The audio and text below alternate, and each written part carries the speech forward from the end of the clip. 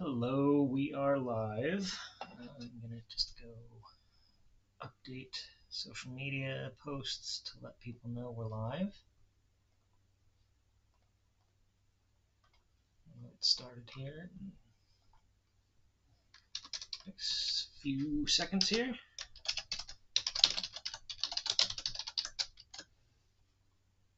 Social media posts to let people know we're live.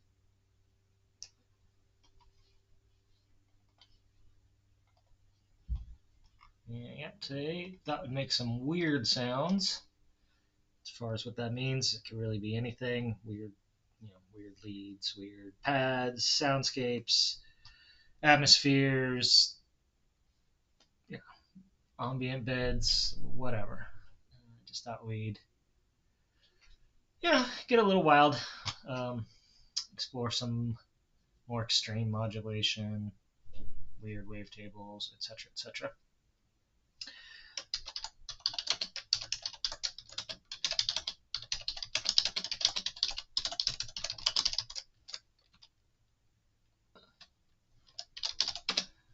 And I have once again adjusted the volumes of my voice relative to the synthesizer. So if the balance is off, if one is or the other is too loud, just let me know. Um, I turned the synth up because it seemed like I was watching some of the VODs and it seemed like, honestly, the synth was a little quiet, so I turned it up. But that may not be your perception, or I may have gone too far on the on your end during the stream. So just let me know how it sounds. Sounds like shit or whatever. Give me a holler. So let's go to these complex two-face, complex wavetables. The 3D view. Oh, look at that. So is it two-face because so it looks like it's a saw square hybrid here, and slowly morphs into noise. Why am I?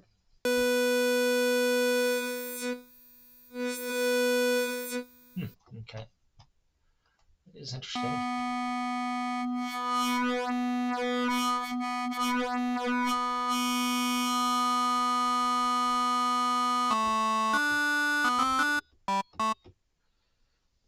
Seems interesting. So let's start off with a real slow envelope that modulates all the way through this wavetable. That's not that slow. Slower.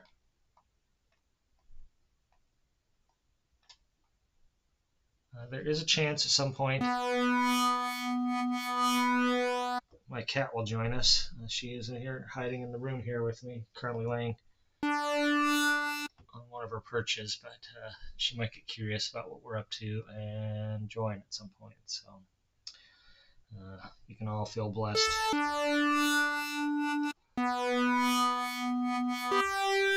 If that happens. Okay, this seems like a good start.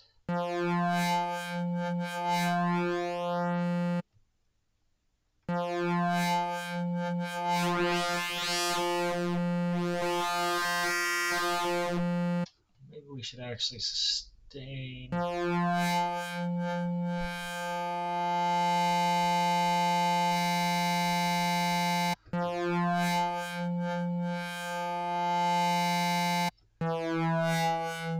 So it'll sustain at a more interesting.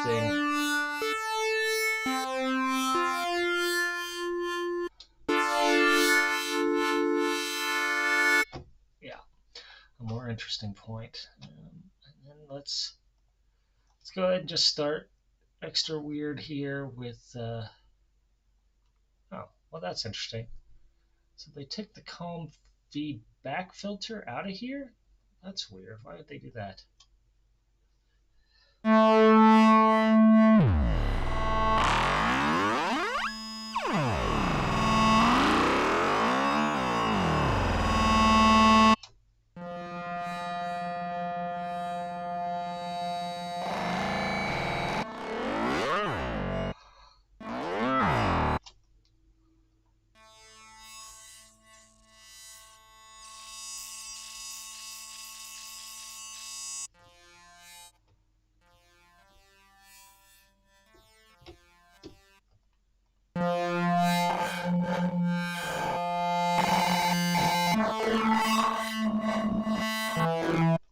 Because I know there's still a comb feedback filter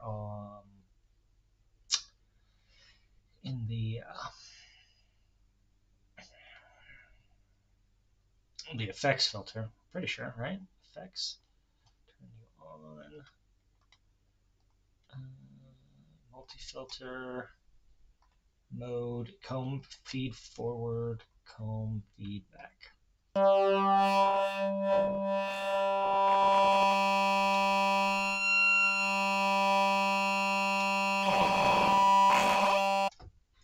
All right, well, that's interesting. Not sure why they took it out of here, but put it or slash left it in there. But whatever.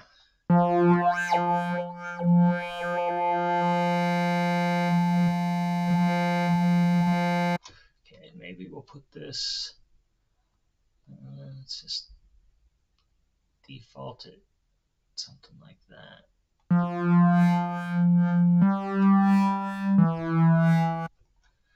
And got a free running random. Perfect. Perfect. That on here with pretty high. We should turn it up a little actually. It's going to be running all the time. We'd like to cover most of the possible range here.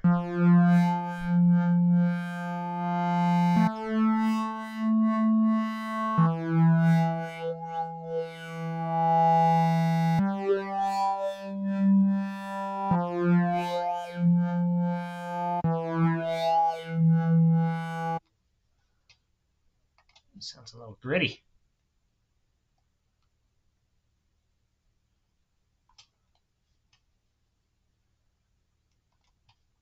This envelope on filter frequency.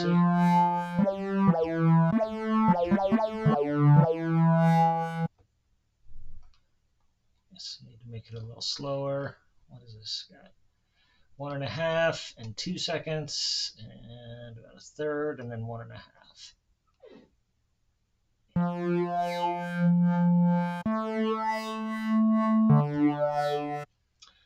Maybe we should also get an LFO working on here. Let's make this unipolar, so it's just going to open this filter up.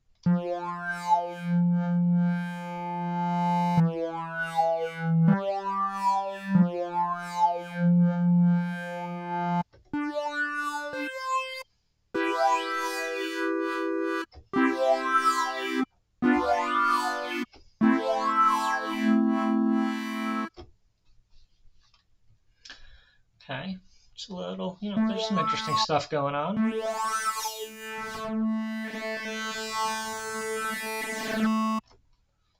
What happens?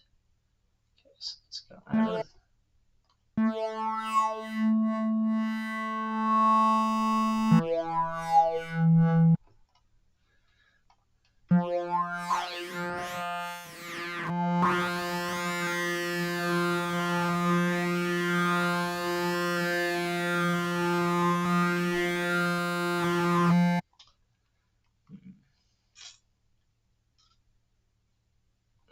try LFO2. This one free running as well. And yeah. And let's put that on the on this phase transform.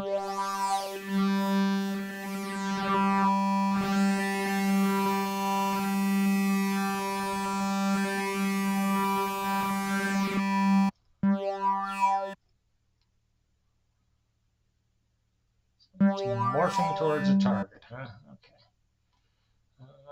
Off of 2.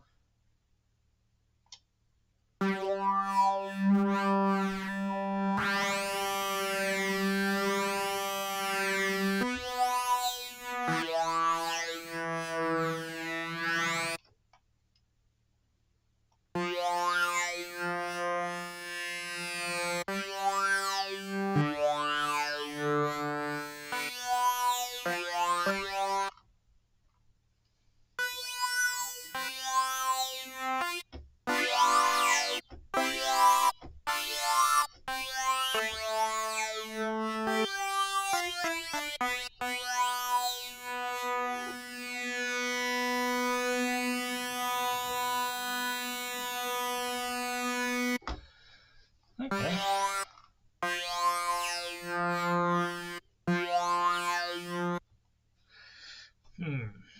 So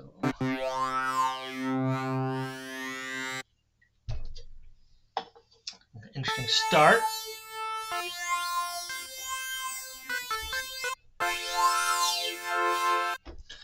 What is blend?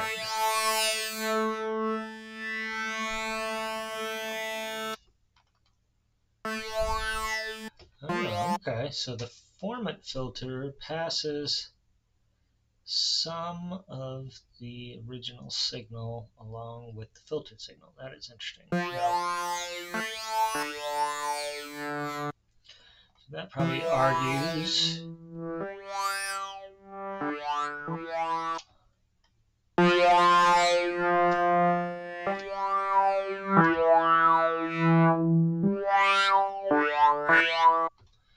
putting another filter on here, maybe one of these cluster filters.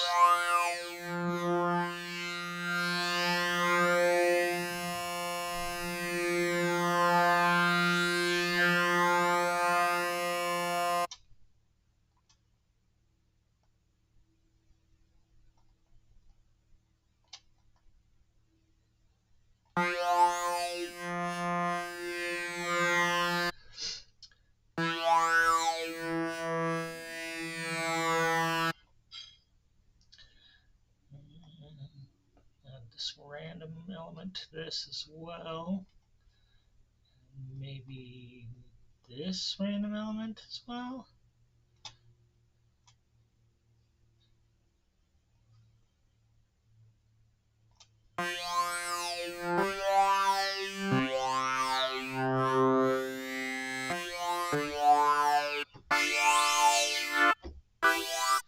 Very digital.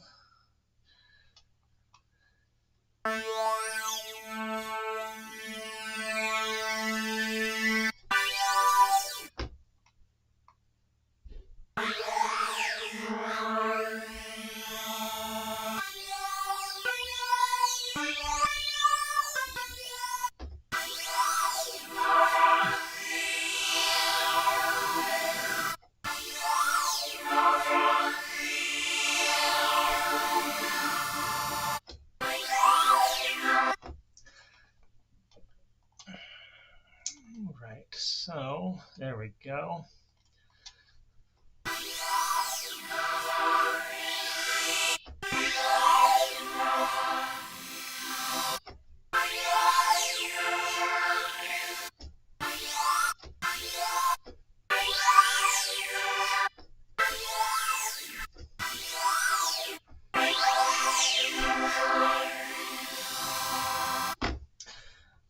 We need just a little,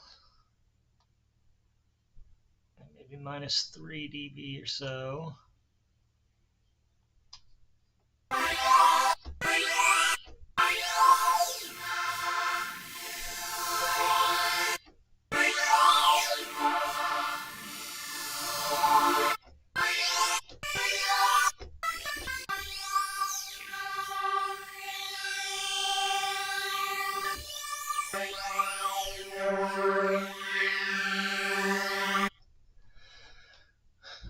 Alright, that's pretty weird.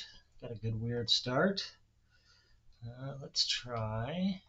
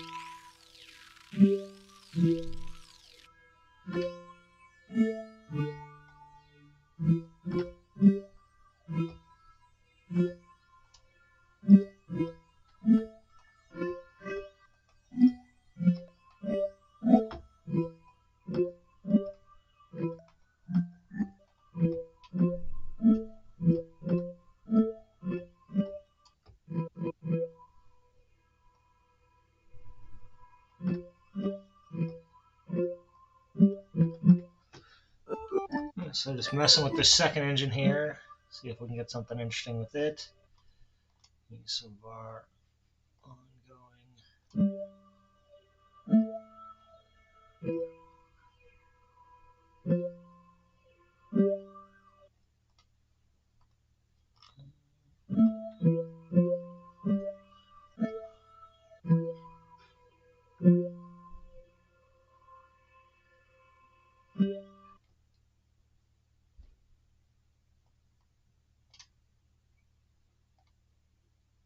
Okay, so you can use this here. Well, that's good to know.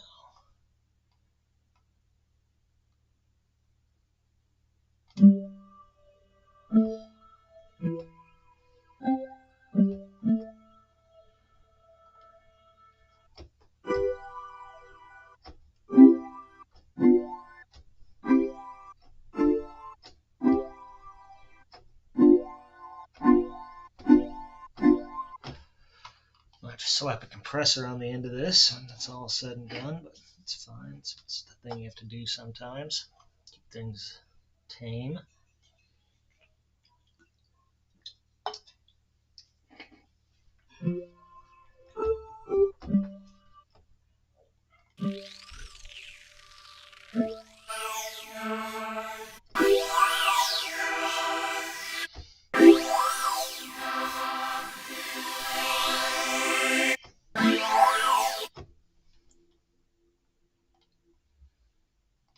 Okay, so let's take that off that, put it on this Brilliance instead.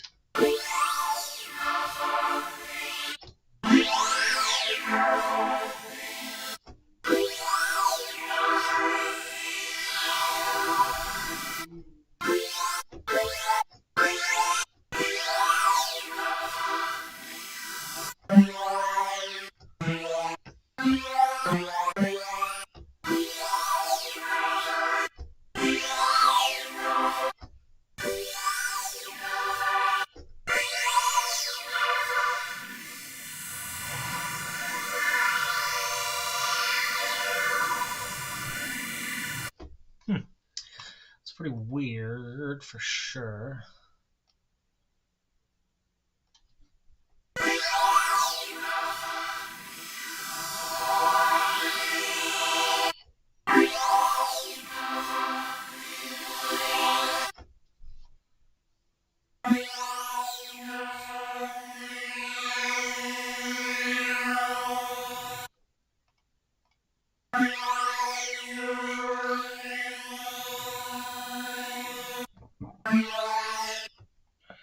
Let's try a little LFO2 on this morph. I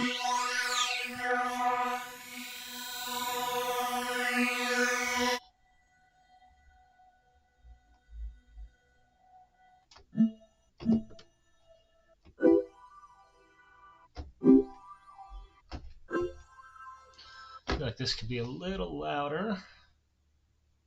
It's not pulling its weight.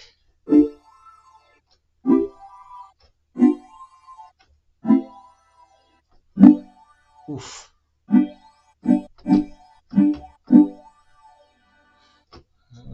Okay, that's a bit much there. Turn it down here. What is this? Volume of the resonator. Oh, that's the full engine volume. Okay, so turn the volume from the resonator down a little bit.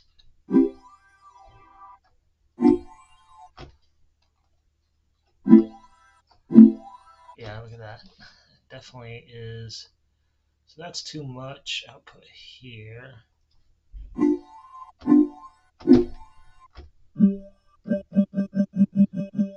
Sometimes it just gets over.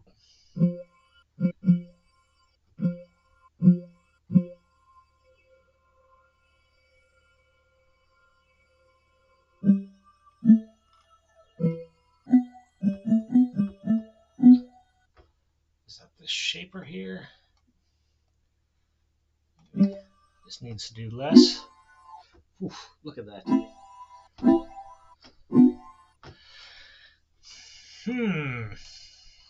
Well, maybe the answer is just to slap a compressor on the effects stage so it doesn't.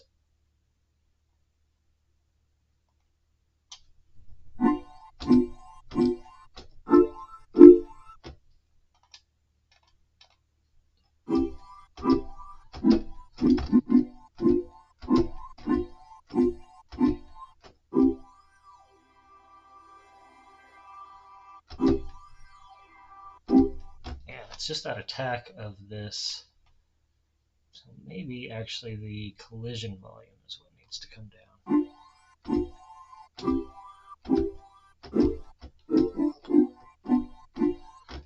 So let's see if we turn this effects off. Oh, yeah, no, definitely need the compressor. That's fine though. Let's turn these other engines back on.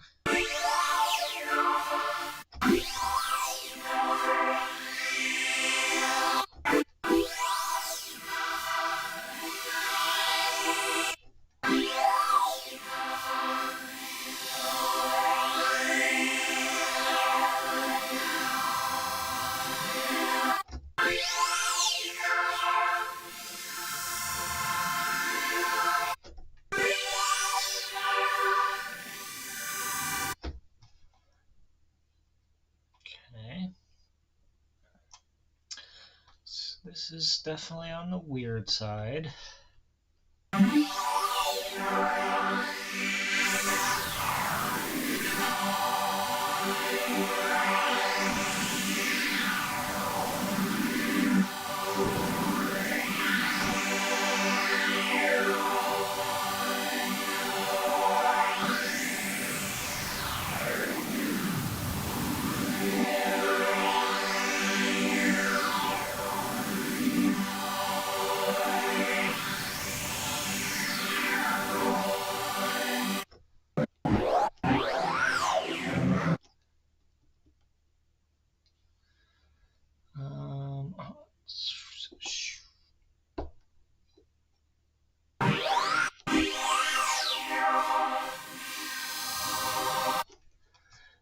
I think I might use Aftertouch to bring this phase mod in.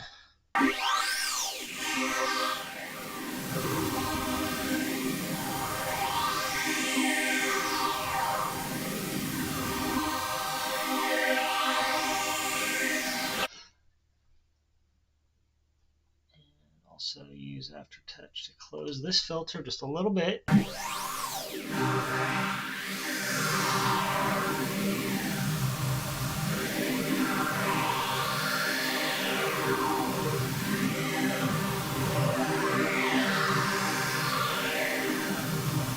And maybe not on that.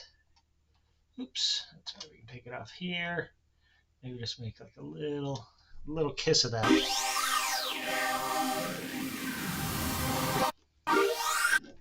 Hey, swarm of dead insects. This one actually kind of sounds like a swarm of dead insects. The sound does. So maybe we'll name it after you.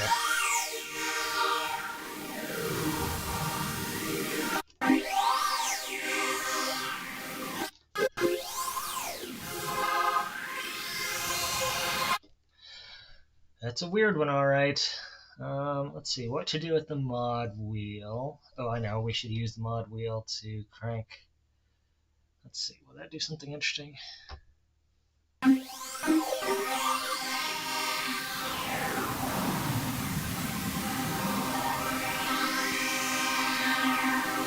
right, that's what we're going to do. We're going to set the ratio to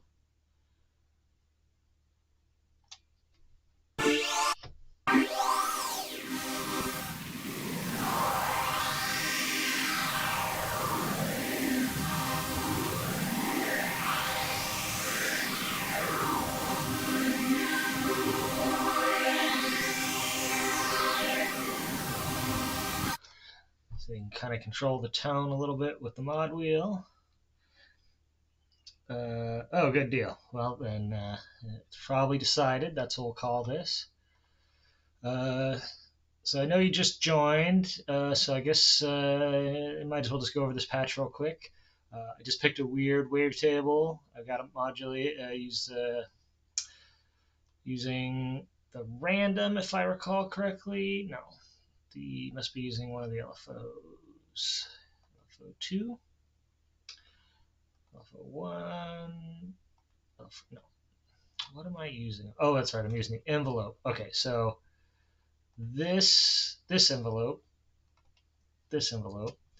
uh, sweeps the entire wavetable and comes back to this position, you know, here-ish, where it's an interesting tone. Yep, and then the wavetable is also modulated by. I thought I put the random on there, but I guess not. I guess it is just that. Yeah, it's just the envelope. Okay. Then I have this format filter and this cluster peak filter here in series. Bunch of different modulations, random, LFO and envelope here. Nothing there. I guess I should put a modulator on that as well.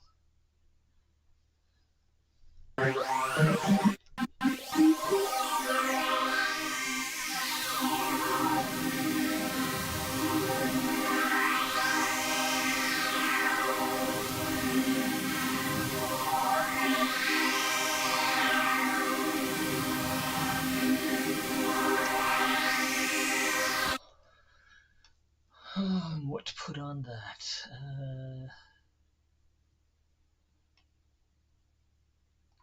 LFO3 is not being used for anything. Seems like a silly one to use vibrato on, so we'll just use this for stuff like this here. Give some more animation points.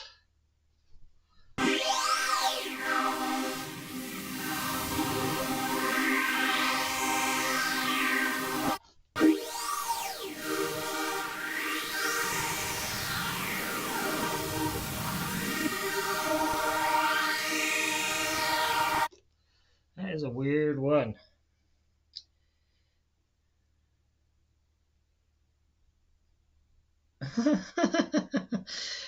That is kind of funny. Soundtrack. I don't know what the soundtrack or the Neverhood is, but it sounds cool. Is that a TV show or movie? Something I've never heard of. A game maybe. So we've got this compressor on here. Let's try a flanger. Silly. That sounds promising.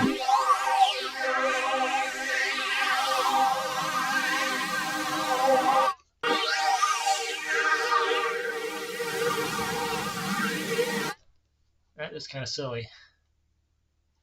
Ooh, vocal-like? That sounds promising.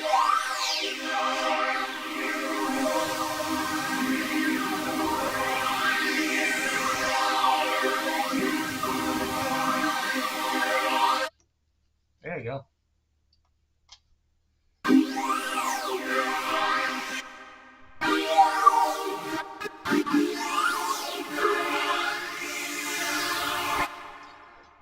Looks like it's still occasionally going nuts though and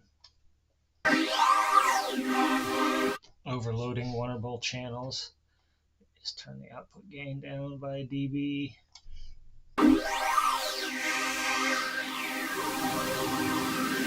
Or maybe I need another compressor after the flanger. I know they can kind of fuck things up sometimes.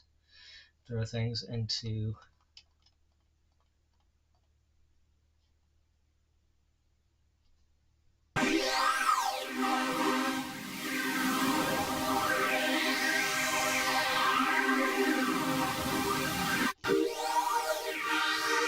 There we go. That seems to have solved the issue.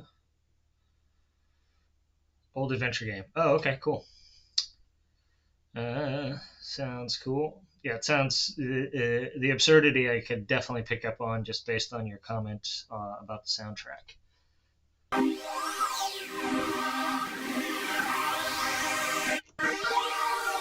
And I'm sure you'll be shocked to hear that I am a big fan of absurdity in general. in humor and just in life in general.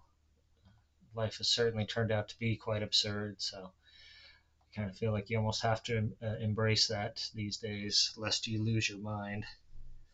So it's turned out all of this love of absurdity from my earlier life is it's paying off now in my old age as the world itself gets increasingly absurd. Okay, so we'll call this Swarm of Dead Insects.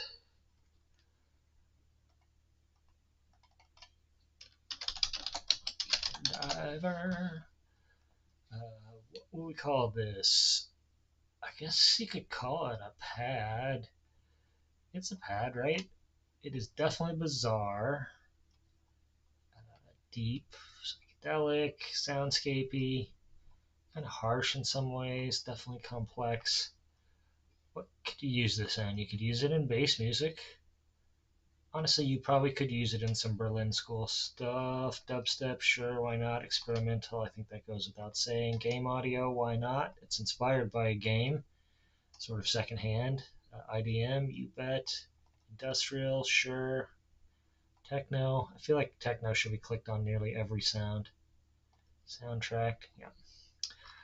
There's some noise in there. It's definitely hybrid. There's some FM. It's very digital.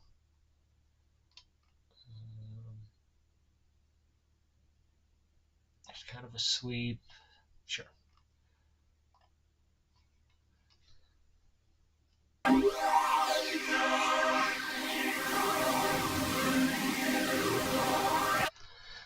All right, I'm gonna make a couple of quick changes. So I'm gonna turn this down to this, and then macro 1.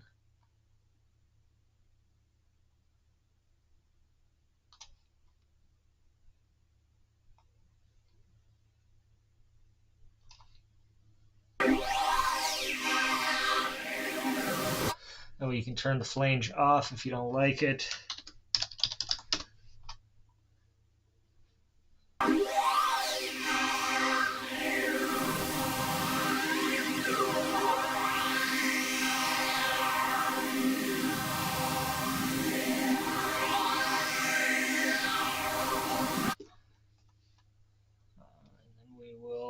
Macro 2 onto the send so we can get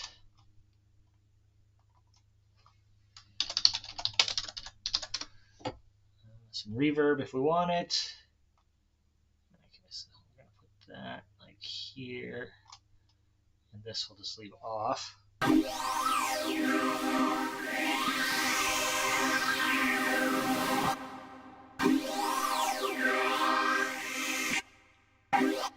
A little bit on there, and we'll just save this like that. It's got a little more control built into it now, and there you go. There's a patch named after you.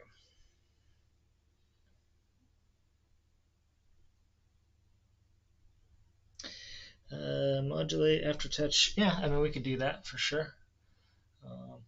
Use. Tell you what we'll do is we'll have the aftertouch just add some. So if it's not on at all, when that way when the aftertouch comes in, it'll come in, and if it's already on, it'll deepen it up.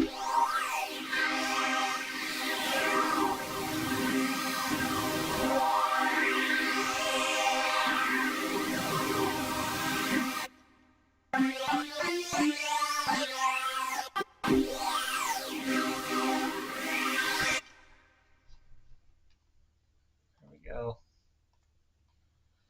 It's a weird one. Okay. Do a new preset. So,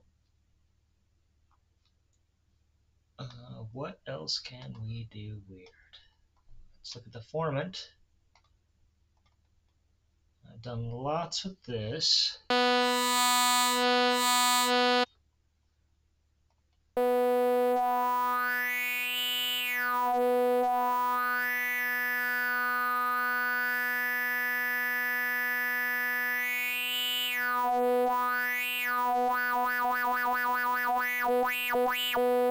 I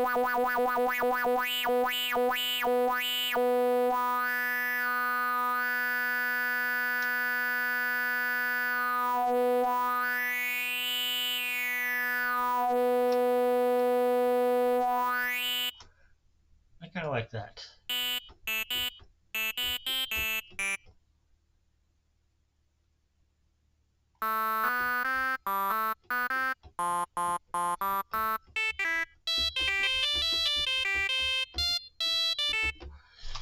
Let's maybe play with the lo-fi filters.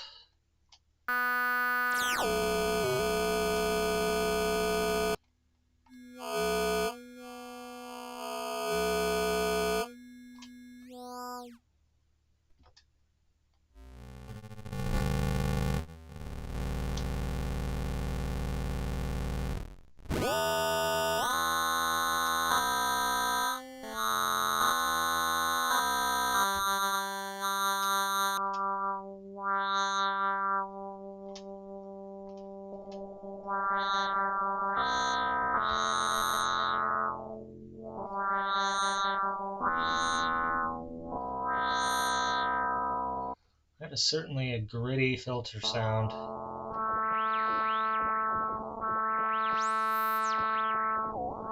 I like those weird like aliasing / radio effects that you get.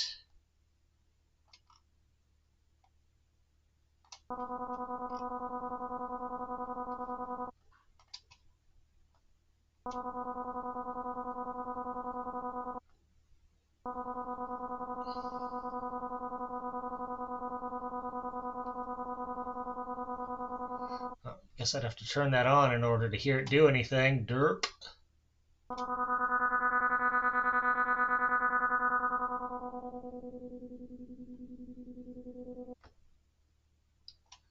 Let's see what it does here.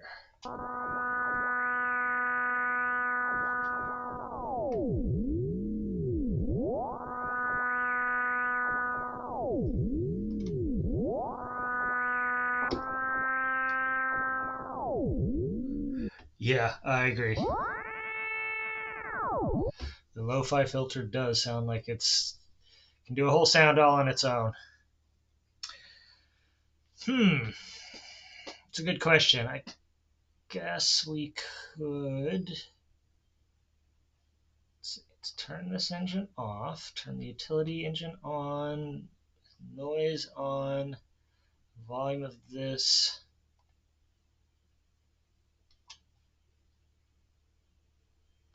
Set to 0, and then an envelope that's just hits it with a blast of noise.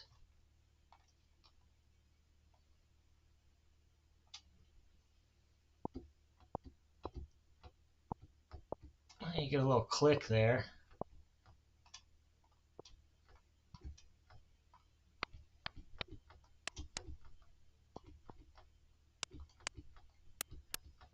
Yeah, I think it doesn't. Here, maybe we can put some more duration on it. Oh, there's a hand clap.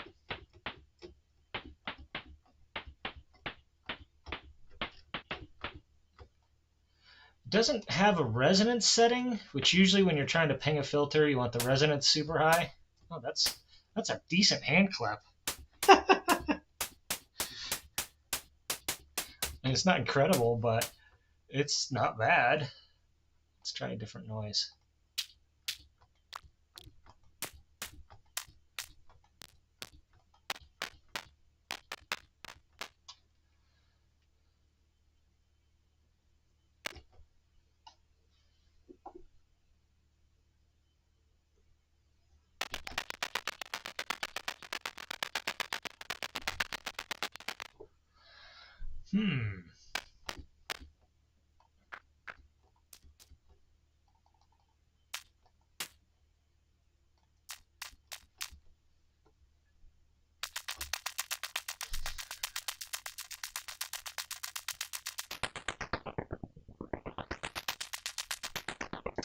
So I guess I would say no, you can't effectively ping this filter. Let's actually try the classic filter. Super low. Set the cutoff here. I'm going to stop that. Looks like the filters are not really pingable. Not in the way I expect filters to behave anyway from being pinged. So no, to answer your question, I mean, yes, technically they are pingable, but they don't respond in a way that is particularly... I wonder if any of the emulations will do that. Oh, that's interesting. So the mini filter seems like it pings. Now, one weird behavior here is that the... Here, okay, I know what to do here. Okay, so let's try that again with this. So no, these I would say are not pingable. The classic filter is not, but the emulated filters, that's what I would expect.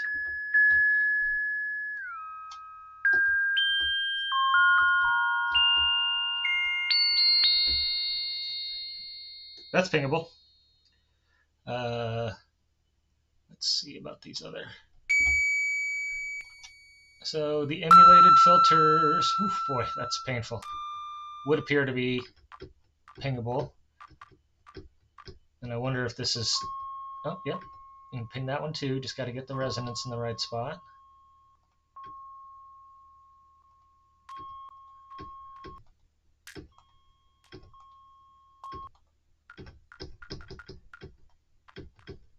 And that, I guess with these emulations, I'd be willing to bet, although not a lot, I don't have a high appetite for risk.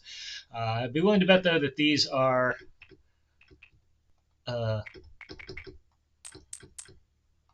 authentic to how pingable these actual filters are in real life. Although maybe not, because I swear you can ping these SAM filters. But maybe not. I don't have an authentic SEM filter. I have an SEM style filter on the Microfreak is what I have. Ooh, I'm going to have to use the bathroom real quick. Let me see if I can get these classic low pass 12.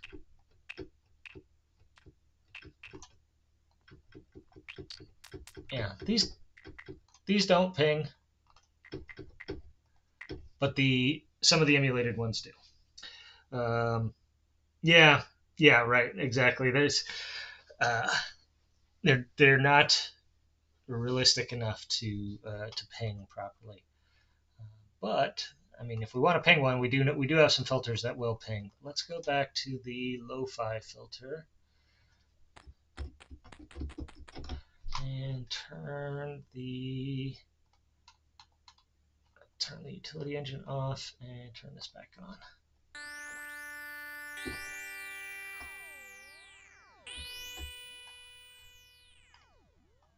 Turn this release down. Okay, and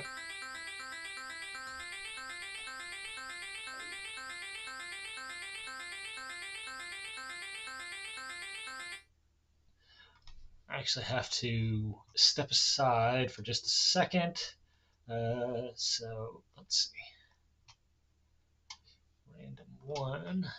I just have to use the bathroom. My coffee is done with me, and so it's going to step out for a second. Turn on the ARP so you have something to listen to while I'm gone. I'll be right back.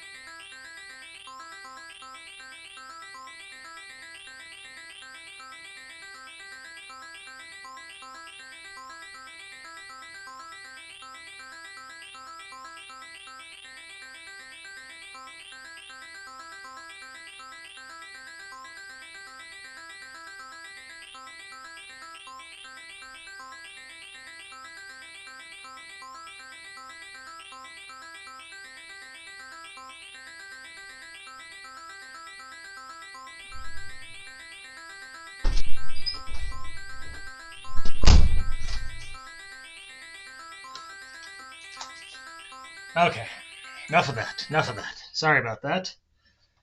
It was suddenly very urgent. So, sure enough, then a single. Yeah. Uh, I think yes. I think theoretically all analog filters are pingable, but sometimes they are um, programmed is not the word. Uh, constructed or so when you are designing the circuit around the filter chip or the filter design or whatever, you can constrain how much constrain ranges and stuff like that. And so I think theoretically all analog filters are pingable, but I think some are not pingable because of the way that they've been constrained by the circuit um, design, either on the chip or outside of the chip or around the circuit if it's not a chip based filter. But I could be wrong about that. I'm certainly no expert on that kind of stuff. Um, but like I know, for example, that the on the ESQ1, which is a hybrid analog digital synthesizer made by Ensoniq in the mid 80s, late 80s, it had an analog filter chip that was fairly constrained, and you definitely could not ping the filter on that. There was definitely no way to do such a thing. But, so I suspect that that's the deal. Is that you can build a design that won't ping properly.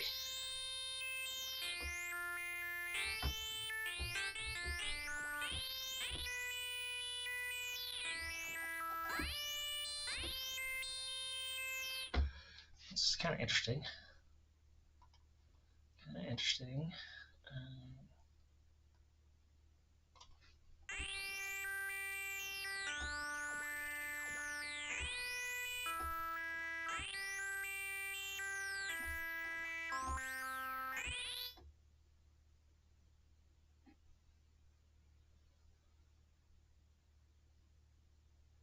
Yes, I think that is essentially correct, according to my admittedly limited understanding. Like, I am all self-taught by reading, playing with things, and reading books, and reading websites, and watching videos. I've never had any formal training in any of this, so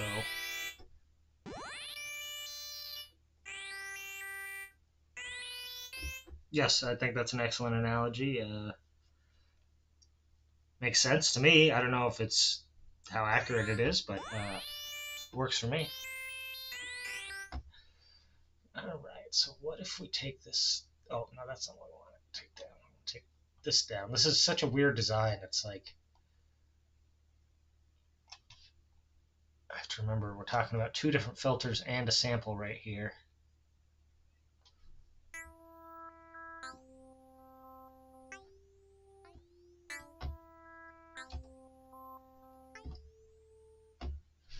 Okay, let's put a little sustain on this filter. All right, because that's the one we were using for a ping too. Maybe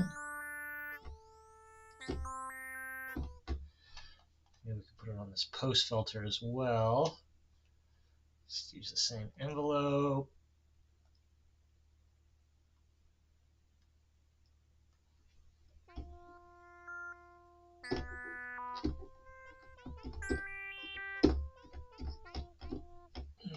Too low.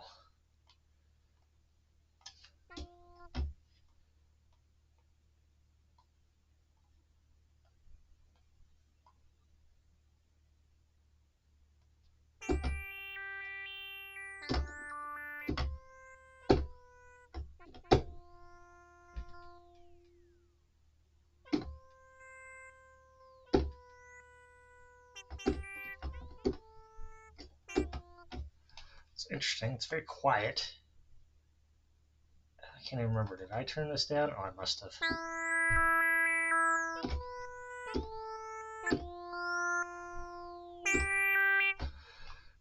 Tell you what, let's do. Let's take random 2 and send it to the jitter. Right? I can do that. Right? Right? Random 2, yes.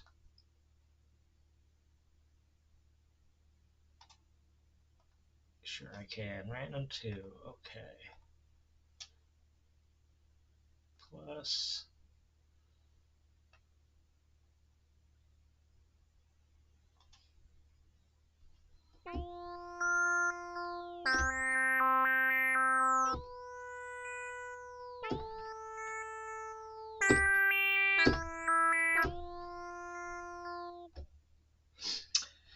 Yes, I was certainly familiar with the concept of pinging filters before. Heinbach did those excellent videos on it, but that was also an informative thing for me as well. It definitely learned some things that I had not done.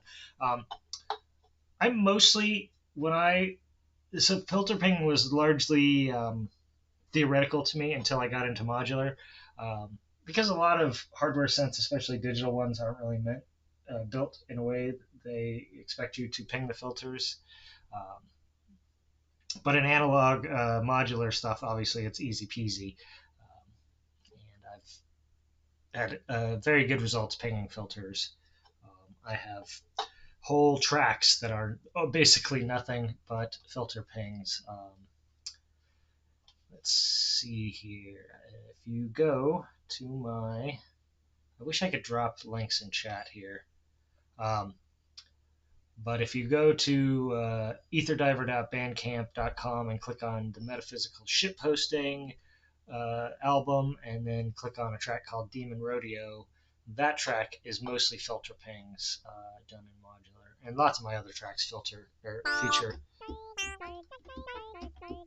lots of filter pings. So I think I want to take this off of this and put something, maybe this on there actually, a little smoother.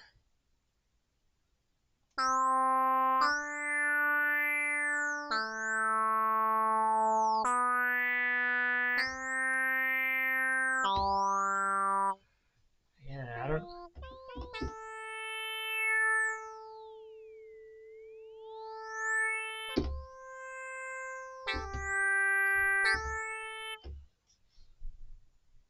Oh, wonderful. Um, Well, I'm glad that you enjoyed that album. If you would like a copy of it and don't already own it, let me send you a code for it. Just reach out to me on Mastodon, and supposing I don't know if you've bought it or not, and this is not my sneaky way to convince you to buy it, but since you did enjoy it, um, I'd be happy to give you a copy if you haven't already bought one, because even though I charge for my music and I really appreciate when people support me, the most important thing to me is actually that people who enjoy it hear it, and if you enjoy it, you should have it. So.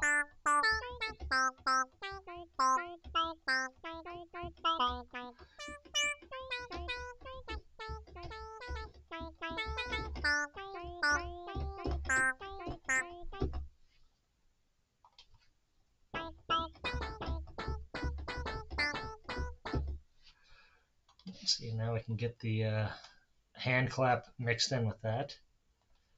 Don't know if we really need that actually, but what if we do unison?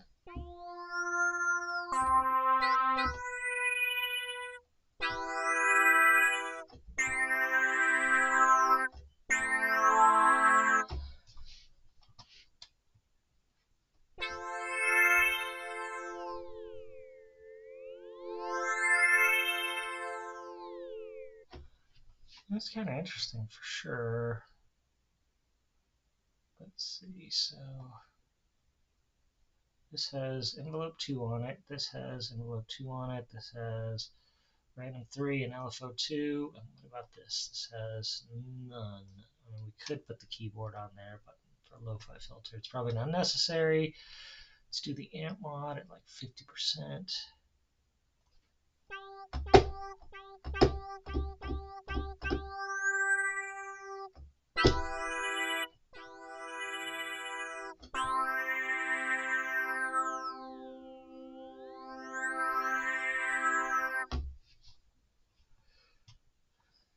And let's see, alpha 1, everything's bipolar. Everything's bipolar.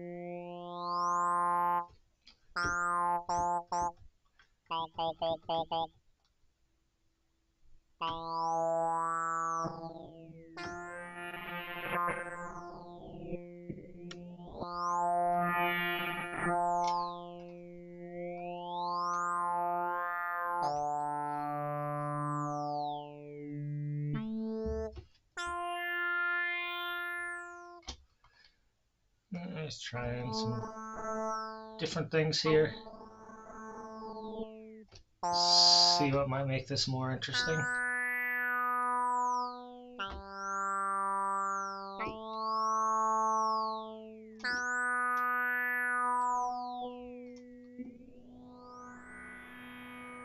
Oh, that's actually kind of nice.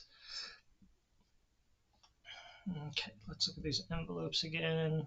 Envelope 3 isn't doing much.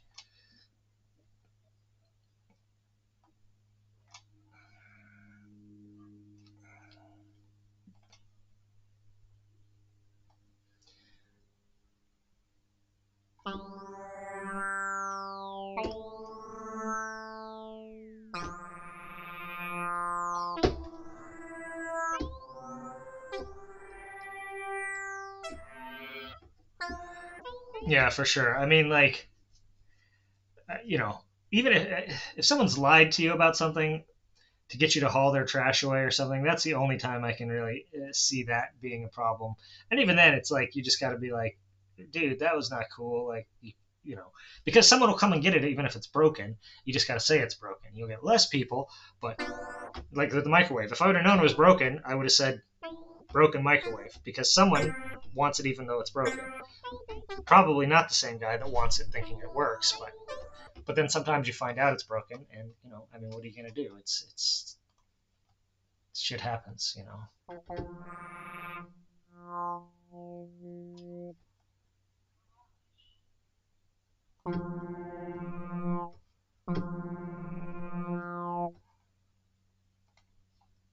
People are funny creatures, no question about that.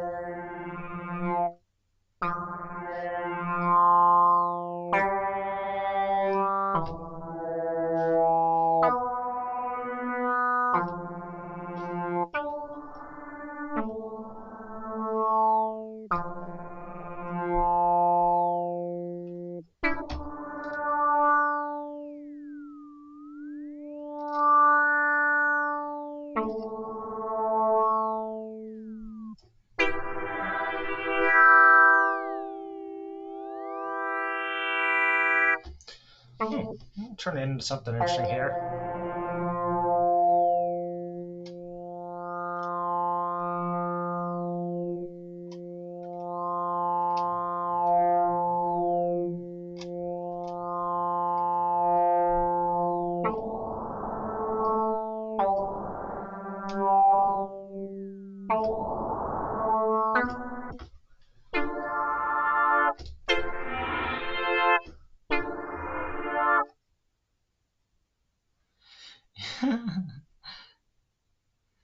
Yeah. The thing I've had the best luck with, and apologies, it looks like there's at least one other person in here who's listening to this. I hope you're finding it entertaining. The best thing I found with that, if you want to give something away for quote unquote free, but want to avoid all those hassles of the people who think that you owe them something because you gave them something for free, is do what you, I usually call it a gift exchange. Just say, look, I'm going to gift you this. And in exchange, you're going to gift me something, anything, your choice, because it's a gift. It should be relatively low value or equal in value to what you perceive the value of this. Um, so, like, I think I mentioned this before on stream a year ago, a little more than a year ago, year and a half ago. I had to purge a bunch of gear because I was moving across country here to where I live now in Southern California from Colorado. And I'm a bit of a hoarder, and so I had accumulated just rooms full of weird, you know, old mixers and tape machines and um, circuit bent toys and circuit bent effects pedals and busted effects pedals and shit like that. And yeah, so what, instead of trying to give it away because of these experiences we're talking about, uh,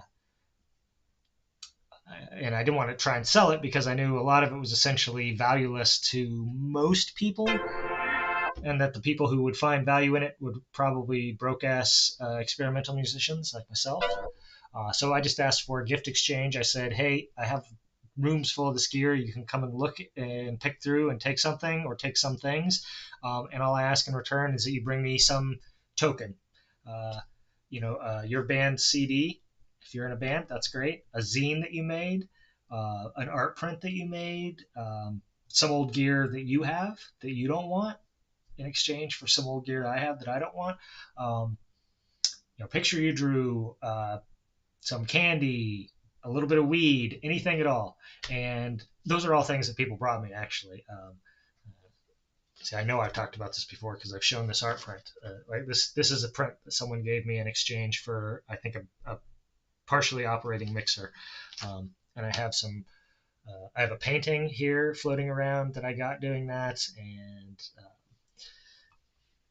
just all kinds of stuff. And that was really fun, like because everyone, that was the spirit of it. Everyone came, they just brought whatever they had, they gave it to me. I let them go home with some stuff. Everyone was happy. It was great. Um, it was really nice.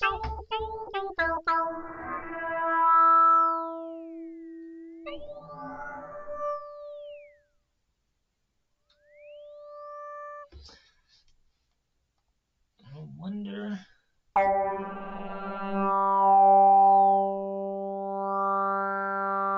Okay.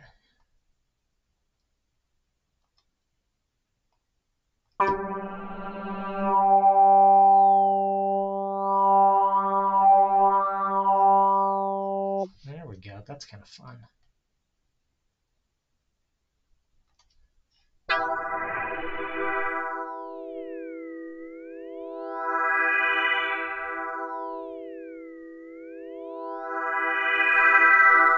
Whew.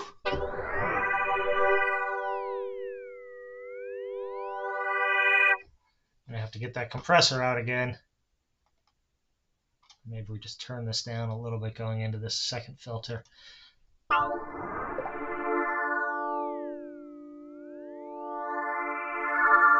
Yeah, no, we need a compressor.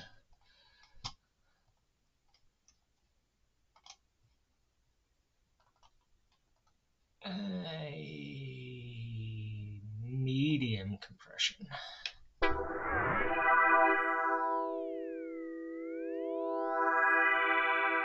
Yeah, there we go.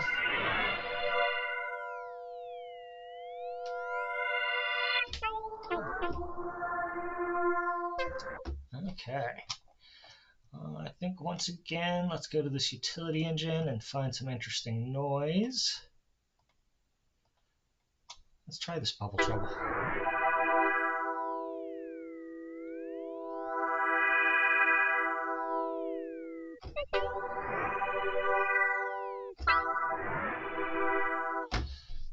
All right. And let's do some granular.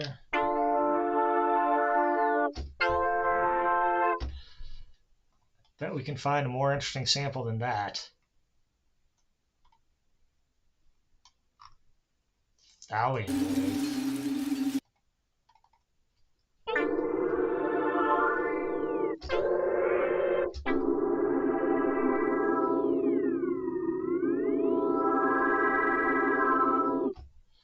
I don't know. Detune and lo-fi filter. Yeah.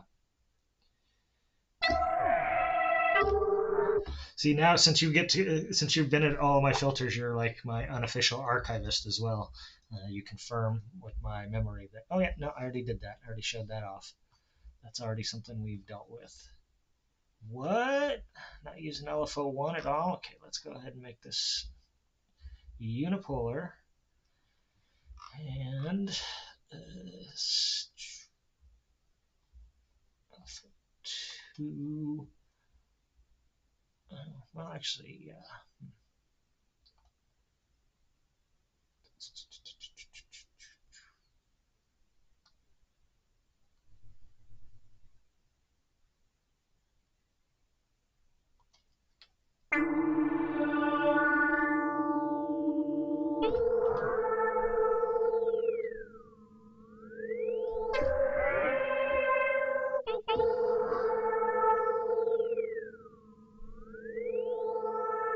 Okay. Too many grains though. Let's try something like this. And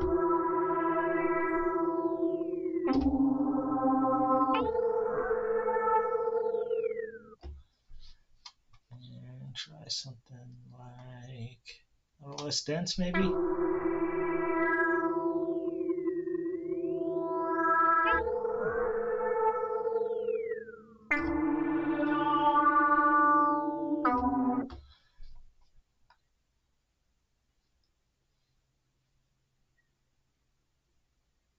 It's funny. Okay, we can modulate this, so let's do that.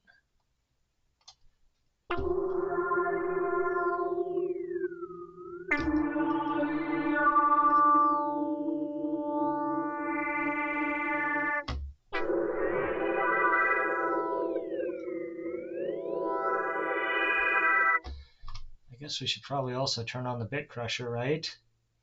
Right?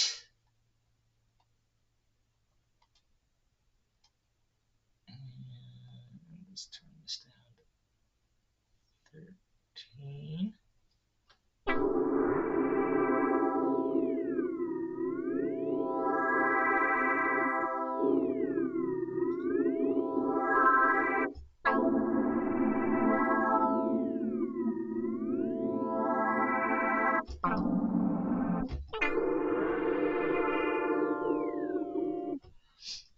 Feeding it granular recording of the other engines. Yeah, I mean, you could certainly do that. Let me see. How difficult would this be for me to do? I don't have a. So let me table that, and I will set up to do that on a future installment. The Mac does not have an easy loopback, like internal loopback thing. So I think I would have to route that externally, and it might take me 10 minutes to figure that out. And I don't want to just stand around for, leave this static for 10 minutes while I figure it out. But especially if it causes problems and you have to troubleshoot it. But it's not a bad idea. I will try and get that set up experimentally on my own time, and then do a stream where we'll play with that. I'll make a note of it here for future reference. It's something to look at. No, I think it's a great idea. I'm not sweating it for sure. I'm inspired by it. I'm afraid that if I start fucking with it now, that the rest of the stream will just be me trying to get that set up.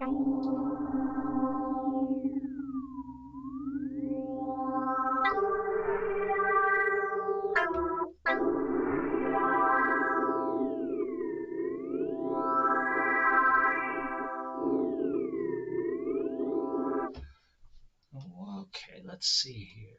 How can I add playback, play mode? Okay, so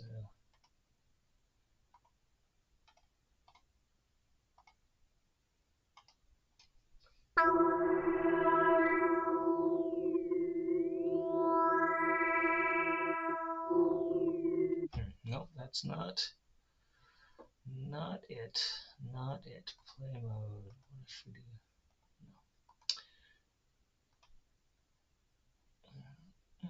No.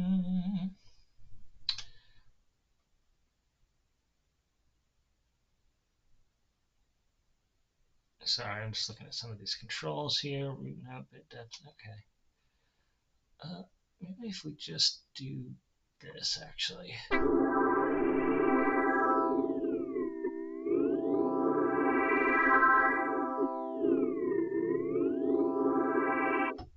Interesting.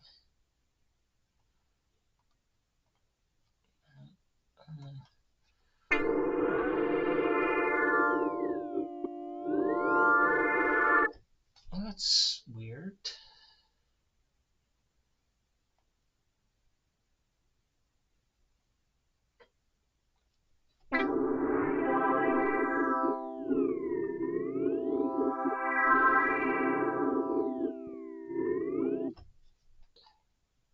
What?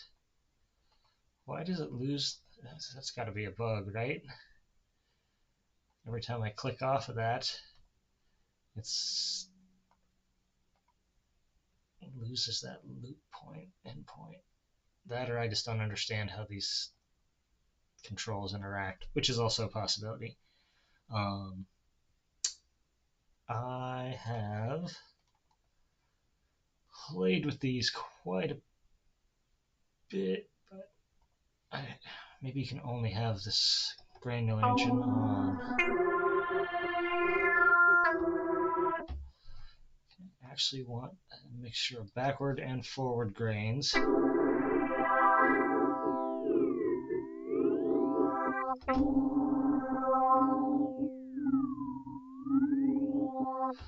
Maybe not that much backward.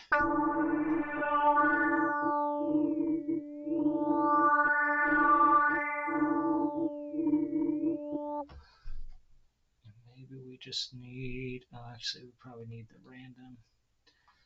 So I'm going to make this a little more unpredictable.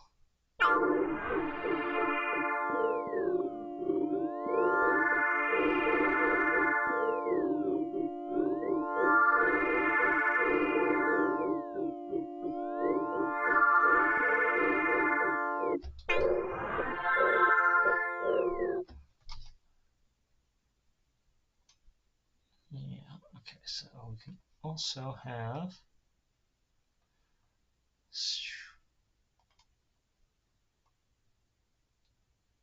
I'm just playing with some of these controls in an effort to make this a little less predictable. So I added modulation. This is triggering us. Let's set that to free run.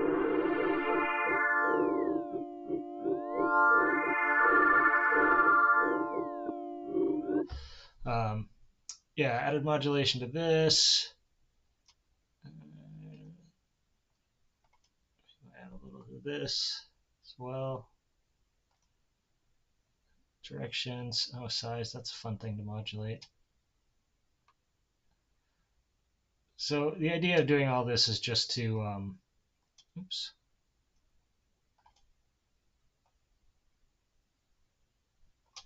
Add a little less, or add a little bit of unpredictability.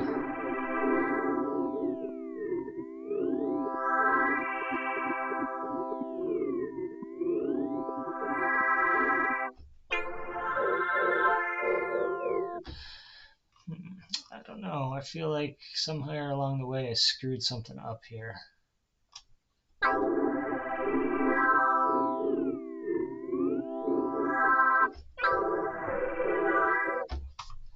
Something is not. Maybe it's this.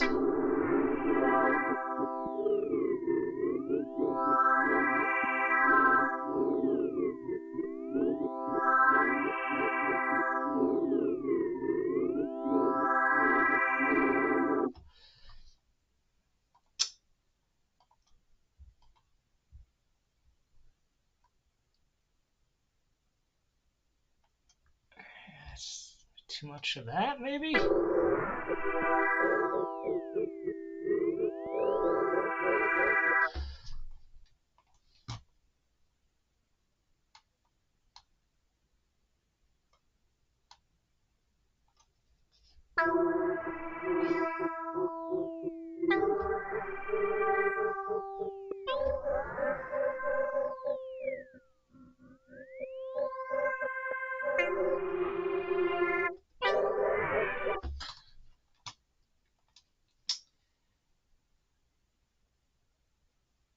Yeah. Just pick a note and hold it down. Let it do its thing. Which, to be fair, that's, when I said, hey, weird sounds, it's kind of what I had in mind, is the sort of those sounds that when you're going through a preset pack, you're like, oh, I don't know what the hell I'd ever use that for. But then every once in a while, you're working on something and you're like, oh, I need that weird ass thing. And, they're fun to make. It's, you get you make so many variations on plucks and organ sounds and, sort of soft, shimmery pads and whatever. And those are great. But, sometimes you just want to be fucking weird. And that's what we're doing here.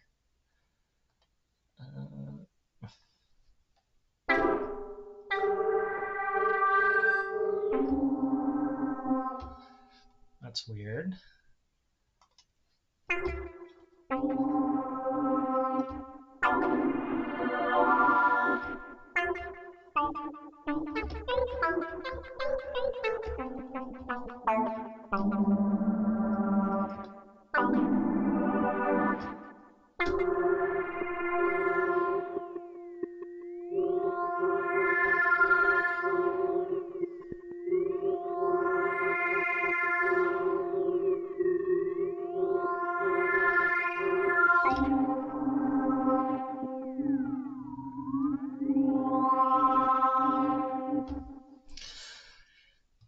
Okay, I'm kind of liking that. Although, yeah, let's got this. What else can we do here?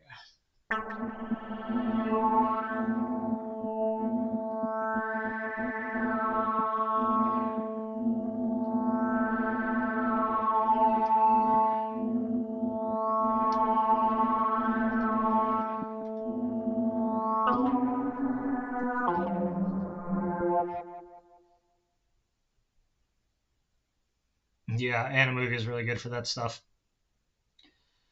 Um, I have I think, old version. I think there's like the Animoog Z now, which is like a new updated, probably runs better than the other one did, and yada yada. Um, but the old one that I have on iPad, I got it for free. They were doing, I think it was like their anniversary 3 or 4 years ago or whatever, and they made it free. And I was like, oh yeah, I'm gonna get that, and it was definitely okay. So let's add some performance controls to this, and then call it good. Aftertouch.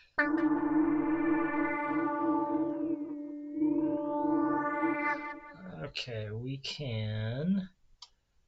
LFO 2 goes to filter, lo-fi downsample. It's going to the downsample. What is going on? Okay, so nothing there. I see, that is going in. Let's sidechain that with the aftertouch.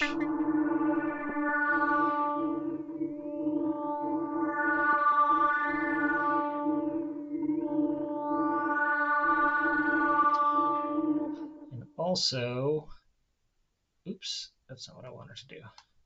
Boop. Go over here to aftertouch, and we'll use that to close this filter just a little bit.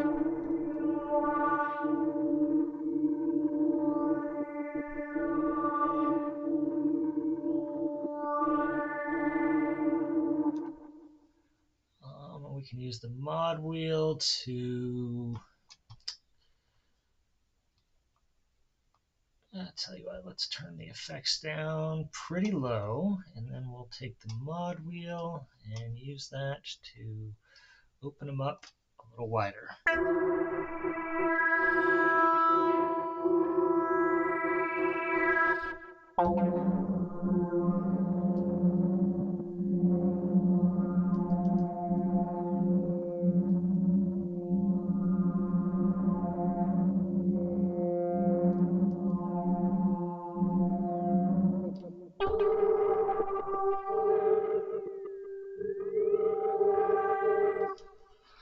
There we go. That seems fun.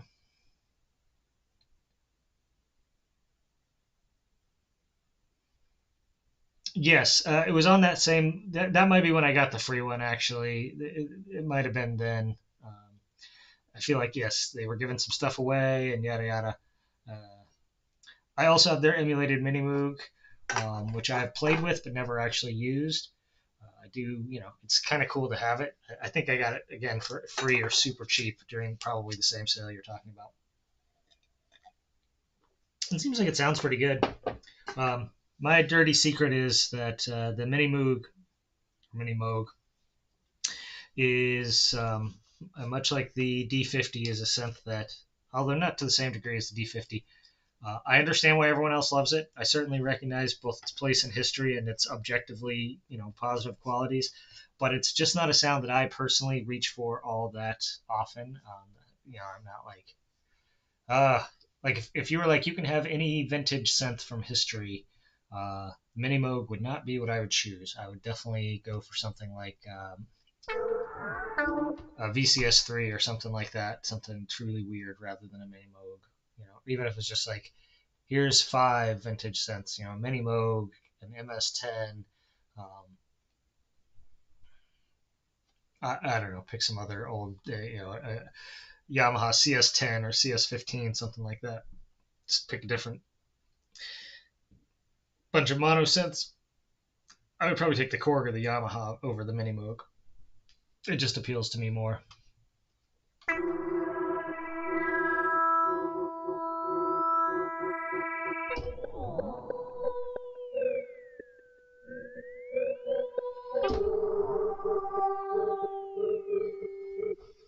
Yeah, it's pretty weird. Okay, on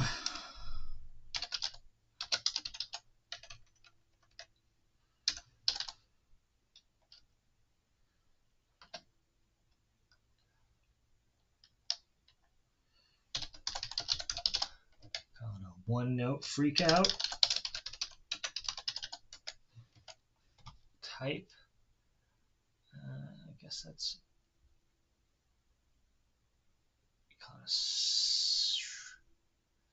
ambient sound effects, creative sound effects. Sure, ambient sound effects seems fine.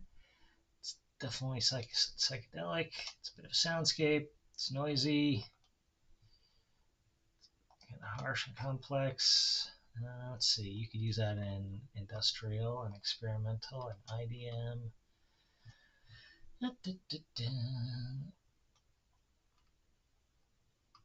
It's kind of sweepy.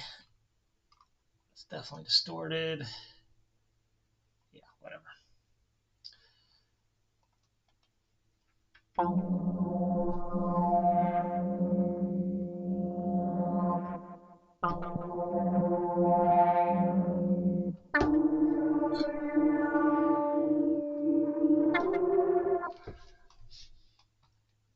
That's that. All right.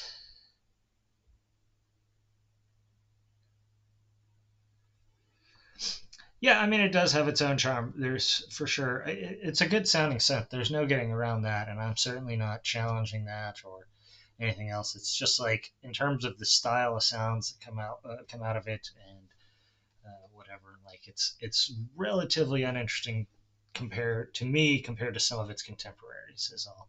It sounds good. There's no question about that. Like you can't be into classic synth sounds and not feel at least somewhat positively inclined towards the mini move. Let's do something weird with the harmonic engine. I still don't really understand how parts of it work, so.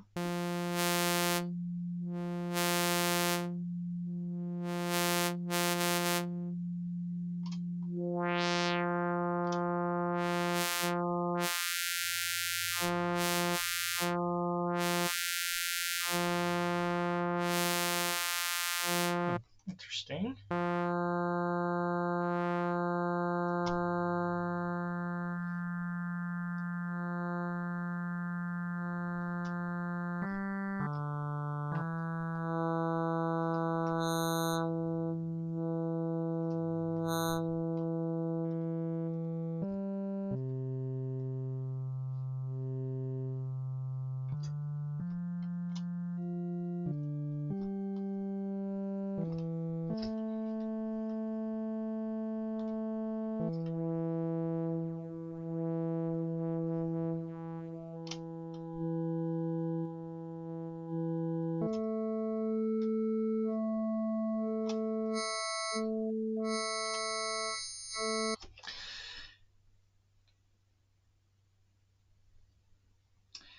Yeah.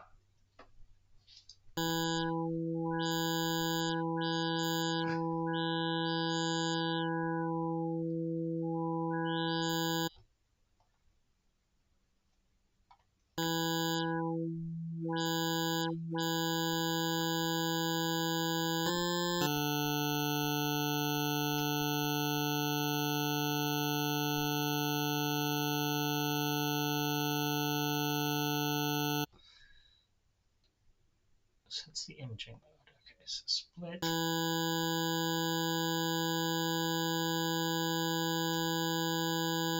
Oh, so this is like the stereo imaging mode. Okay.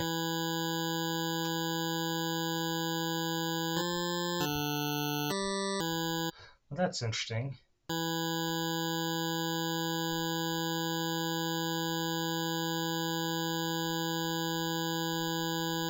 Need some interesting stereo effects there for sure.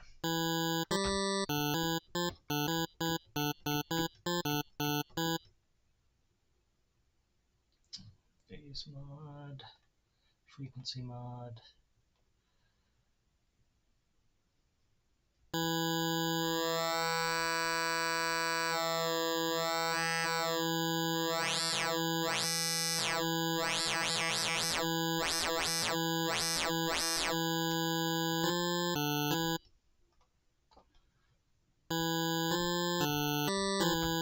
Okay, so I think I like this random stereo.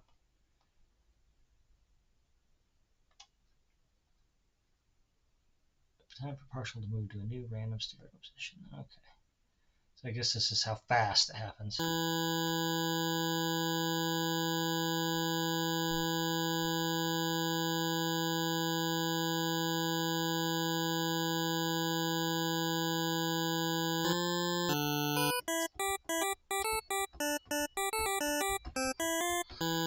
Kind of sounds very organy though, which I don't always love.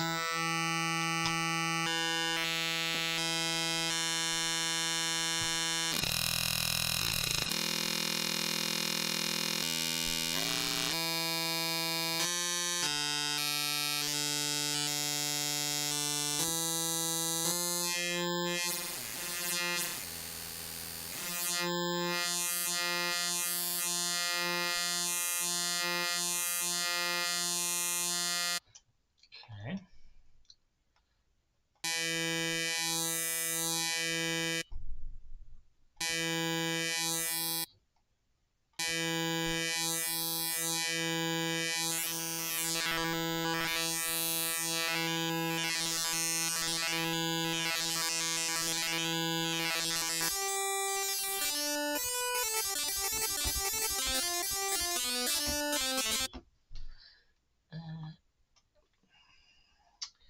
Random telephoto panning, yeah.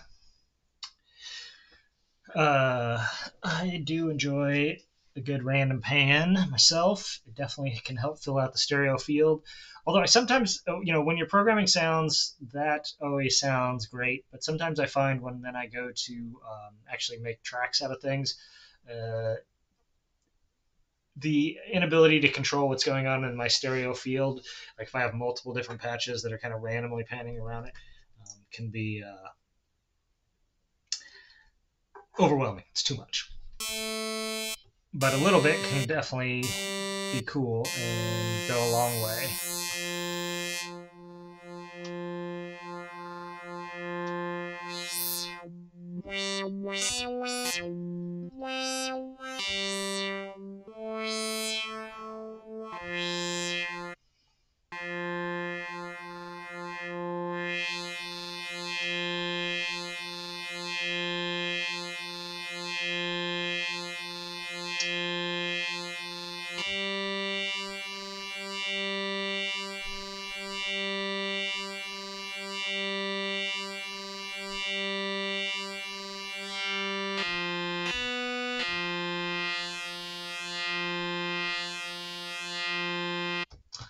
Interesting.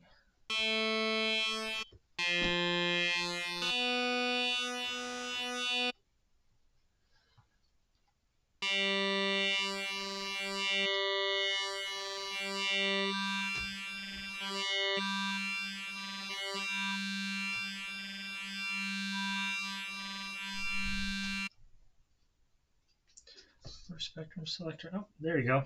Told you the cat might make an appearance at some point. Hi, kitty. Do you want to say hi? Say hi, kitty.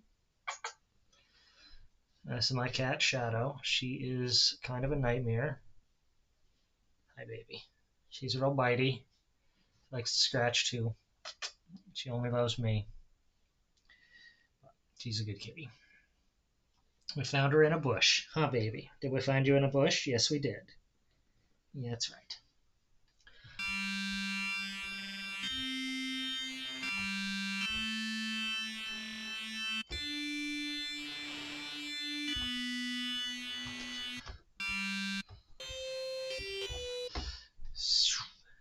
Well, this sound is kind of interesting, but it's kind of weirdly gutless.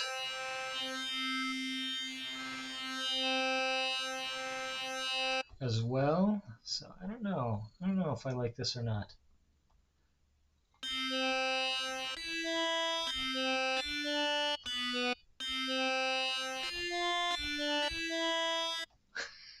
Kitty, you're funny. Yeah, baby, I know.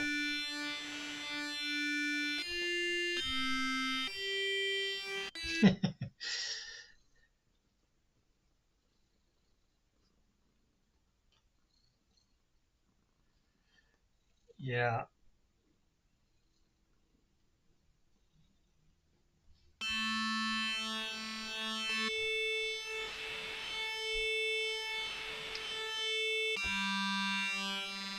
There's some interesting stuff going on here. What do we need to modulate to keep it interesting here?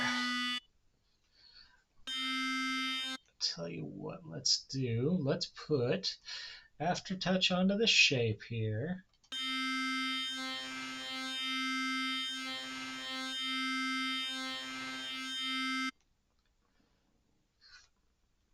Hi, kitty. Are you gonna get your claws stuck in my thing here? Yeah, that's right.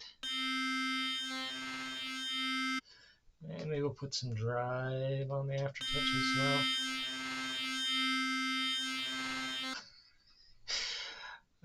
As you can see, she's very insistent about wanting affection. She was happy to ignore me for the first hour and a half, but now she's decided it's time for me to stop paying attention to this and start paying attention to her. Okay, we got to finish this one more sound, and then you and I can go do whatever.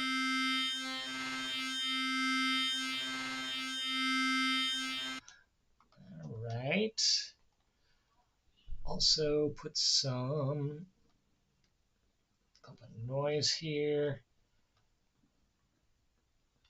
And it via aftertouch.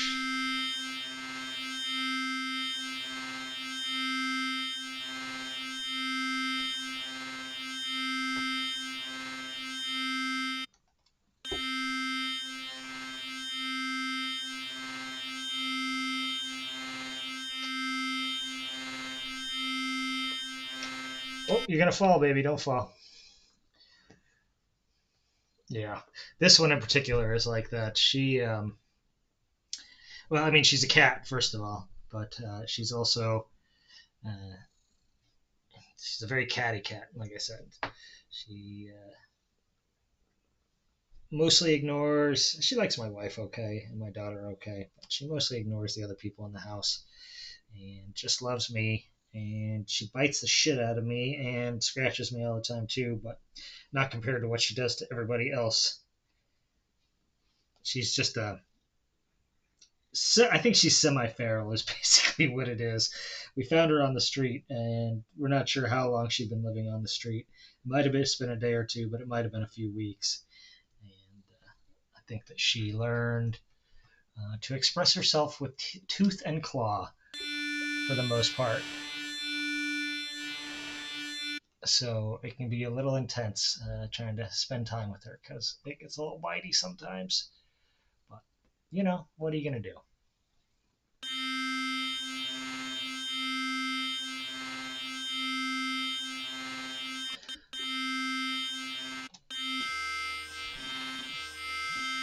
That's kind of interesting. So what if we turn this up?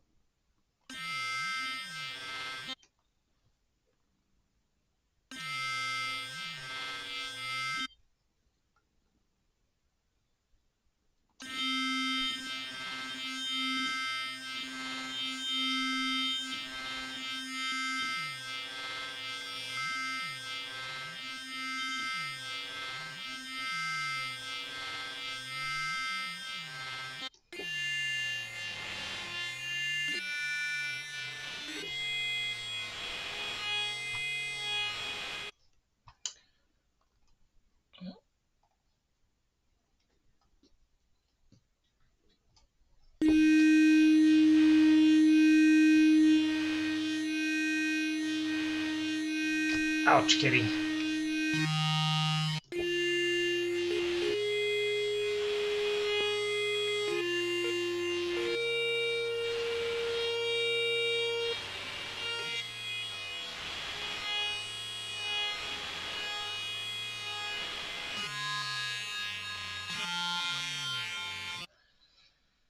It's pretty interesting. I think it might be time to bring in this other engine. I'm thinking some kind of wavetable. Hi, kitty.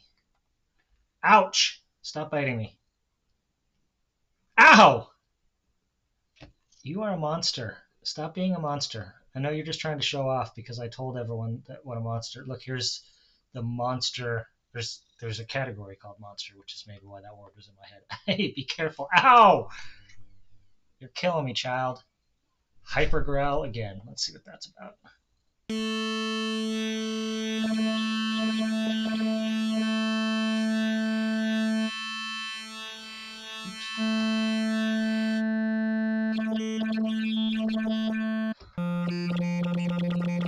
That's boring. I don't like that. I want something kind of vocally. Spectral squeal, huh?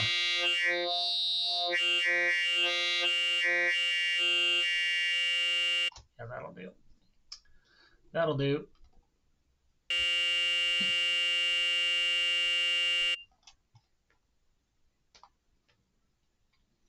Ouch.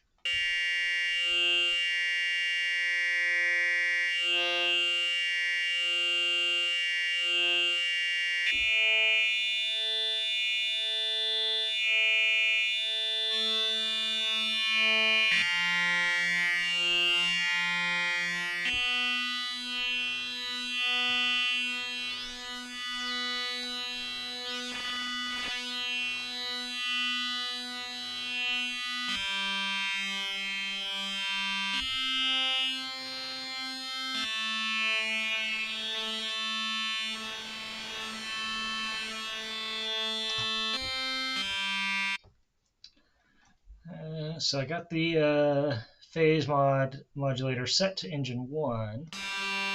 So it both plays and modulates the sound.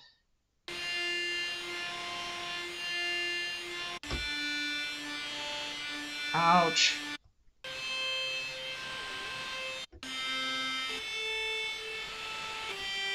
Ow! Crazy lady.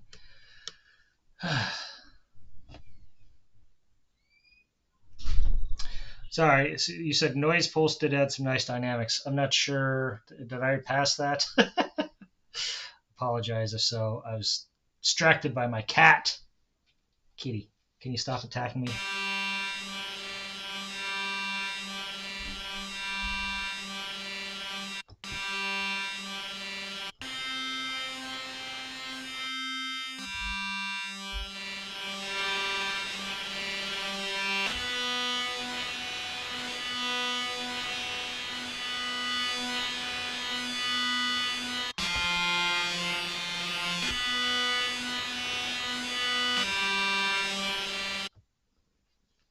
Oh, the noise from the utility engine? Yeah. I have recently become a big fan of adding noise to patches. Yeah, almost every patch can be improved with a little noise, especially when you have a bunch of different kinds of noise. It turns out in real life, sounds have noise in them. And so when you add a little noise to them, it makes things a little more, like you say, a little more dynamic. Let's maybe do this and put envelope 2 on here just a little bit. And sidechain that to velocity.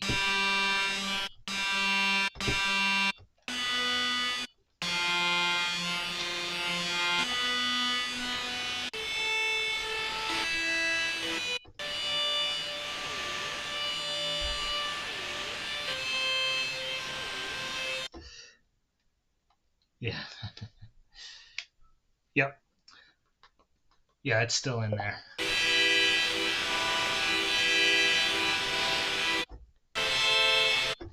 It's a very shredded sound. Let's see, maybe we can.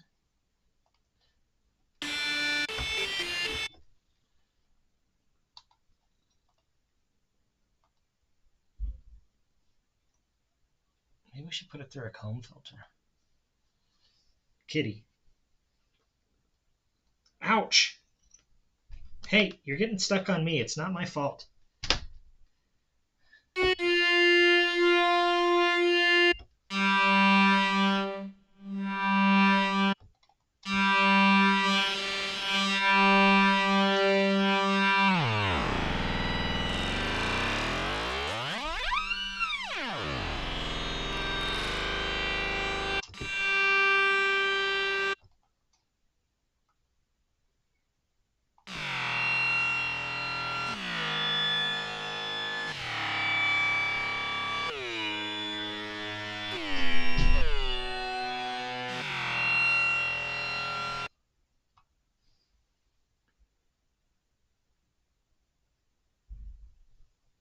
Yeah, for sure. You early on when I first started doing a lot of this stuff, working with some very early primitive digital tools, I ran into that right away. Like you generate pure sine waves, pure sawtooth waves, use filters that just chop things off right at the cutoff without any roll off, and everything's pure, precise, clean, and it sounds very clinical. Is probably the way to call it. Okay, so let's add one more. Oh, actually, let's add a distortion.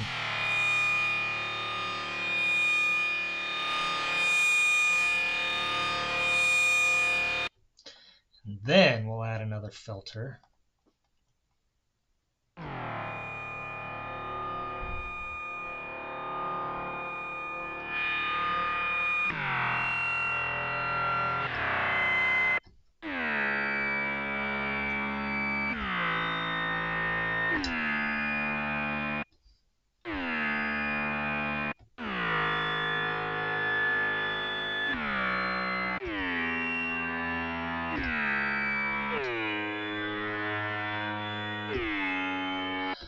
I kind of wish, well, no kind of about it. I straight up wish I could.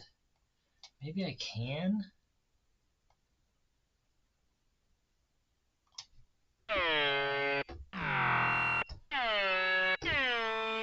I can. All right.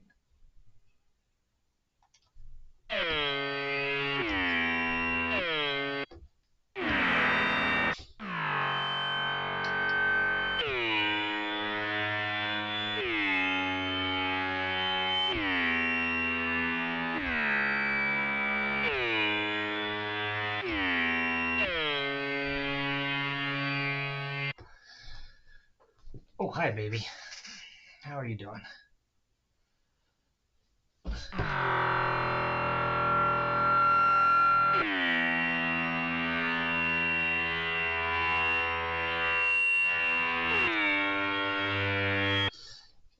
think we also need to have the aftertouch. Hey, gentle baby.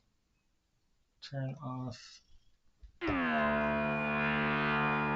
too much.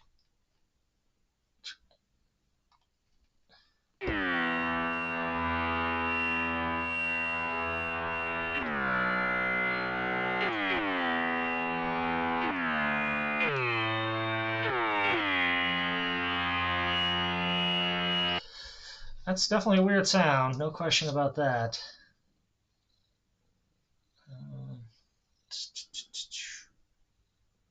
Should we add a flanger? Yeah, I think that kind of just. It's kind of lipstick. Hey, baby. On a pegging it. This one seems pretty good here.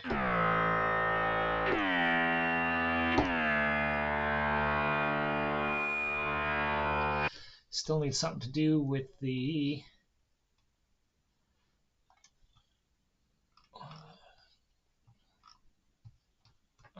mod wheel. Can't speak English, excuse me. Hey, gentle baby, gentle.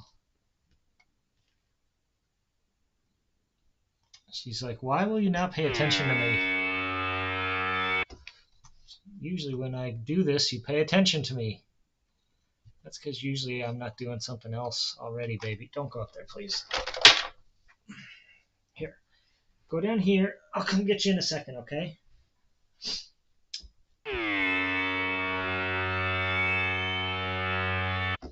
Go.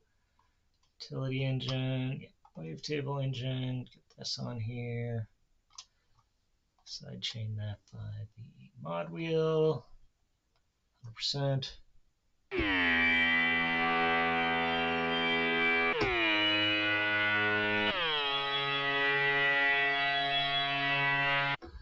think I will also put that LFO on this filter.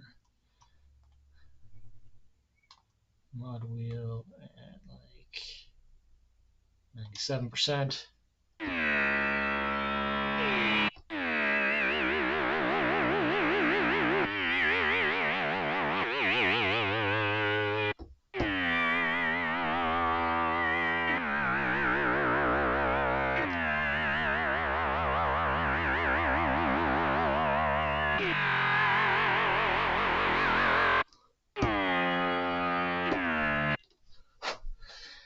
Okay, I think that will probably do it for that sound and also more or less this session.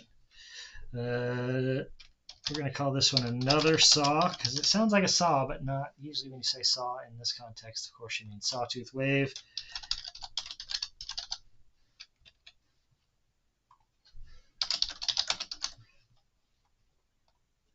And this is not, it's not really a saw.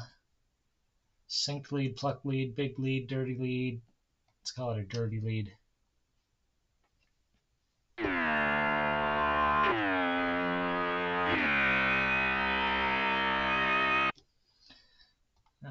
Classic, deep, dirty, dark.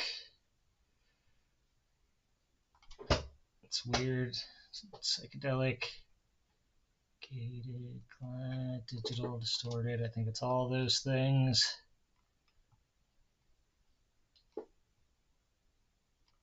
Industrial, IDM, and always techno. There we go. Okay.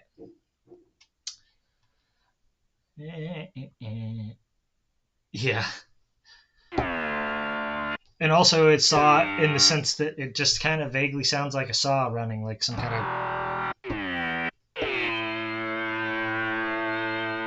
jigsaw or skill saw or whatever. Just a saw. Yeah.